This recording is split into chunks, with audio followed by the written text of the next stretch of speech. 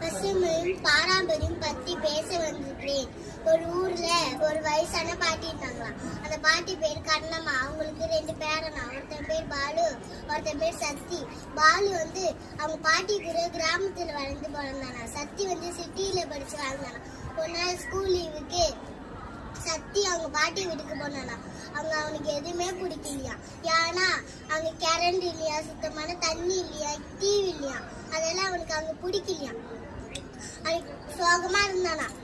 அவங்க பாட்டி அன்னைக்கு பார்த்து சட்டியை பார்த்து கூப்பிட்டு அந்த கிராமத்துல தெரியாதான் அவனு சொல்றா இட்டு போனாங்களா. வயலுக்கு இட்டு போனாங்களா. அங்க மாமரம், தென்னை மரம், வாழை மரம், எல்லா மரமும் பச்சைன்னு இருந்துச்சான். ஆறுகிட்டு போனாங்களா. அங்க தண்ணி தான் சலன்னு ஓடிச்சான். பாலு சொன்னாரா, இந்த தண்ணி தான் எங்களோட உயிர், இந்த தண்ணி பாதுகாப்பது எங்களோட கடமை. அன்னைக்கு நைட்டு எல்லாம் வாசல்ல உட்காந்துருந்தாங்களா. மேல போகும்போது கோடிக்கு மேல நிறைய நட்சத்திரம் இருந்துச்சான்.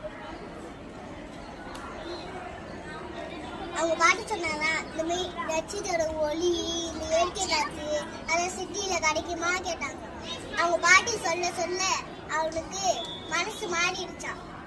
பசுமையும் பாரம்பரியம் சக்தி புரிஞ்சுக்கிட்டான். தேங்க்யூ.